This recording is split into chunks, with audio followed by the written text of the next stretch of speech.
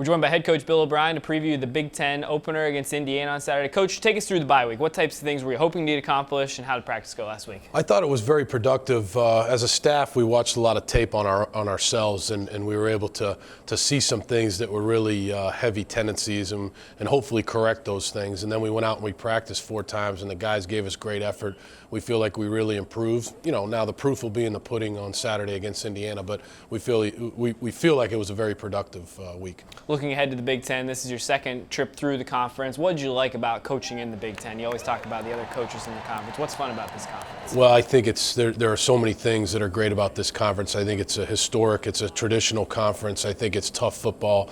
I think the coaches in this league are fantastic. There's great schemes, and then obviously probably the most important thing are the players. There's a lot of good players in this league on every team, and you know, obviously with Indiana this week, they have a number of good players on both sides of the ball. Great kicker, so you know we have a big challenge ahead of us. But the Big Ten is just when you think about the Big Ten, you think about football. Nothing against basketball, but you just think about football and the old rivalries, and that's what we're about to start up on Saturday. When you look at Indiana's offense on tape, obviously the speed at which they play is the biggest thing that stands out. What's challenging about that? Obviously, Penn State plays a lot of fast tempo, but what's challenging about that offense? It is challenging because, you know, they try to run 90 to 100 plays a game, and that's very challenging from a conditioning aspect, from just a scheme aspect. You know, how much can you actually put into the game plan and expect to get called? And so, you know, we have to do a good job with that. I think our kids are used to that tempo.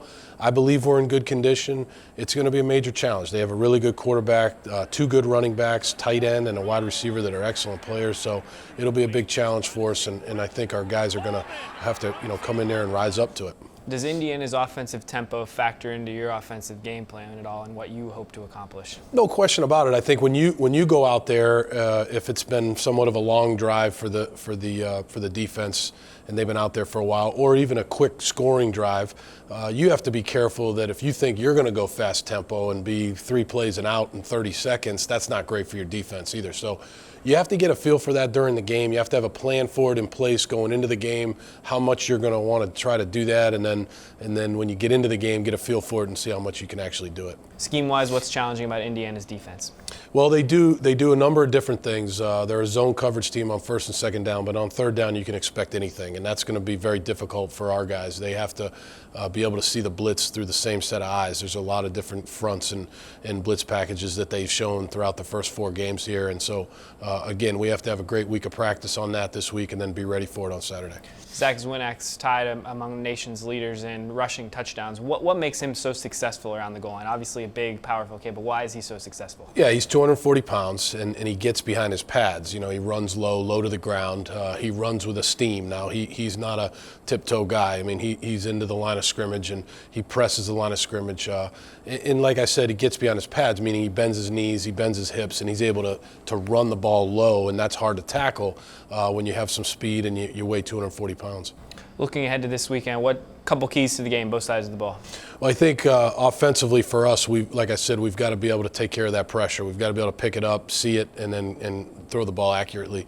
I think defensively we've got to handle their tempo. You know, can we pressure the tempo? Can we get lined up and communicate and be able to know what our assignments are, be able to handle the tempo? And then I think on special teams, our coverage teams are going to be big. Can we go down there and on the hit squad, the kickoff team, and keep them inside the 25-yard line? Can we punt the ball and cover it, you know, without giving up minimal return yardage? I think those will be the keys to the game. What are you pleased with in terms of special teams so far this year? What were the big things that stood out last week when you were evaluating things? Well, I think Sam Ficken. I think he's done a great job of kicking the ball, both in kickoffs. He's directionally kicked it for us very well, and obviously with his field goals, kicking a 54-yarder.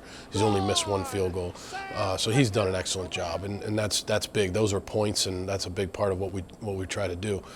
I think our coverage teams are getting better. I thought in the Kent State game you saw our kickoff coverage team and our punt coverage team really improve, especially our kickoff coverage team. Guys like Gary Wooten, guys like Ty Smith, Pat Zerbe, Jesse Della Valle getting down there and really tackling the ball carrier, Malcolm Willis. So hopefully we continue to do that because we're going to need to in the Big Ten schedule. Coach, good luck this weekend. Thanks, Tony.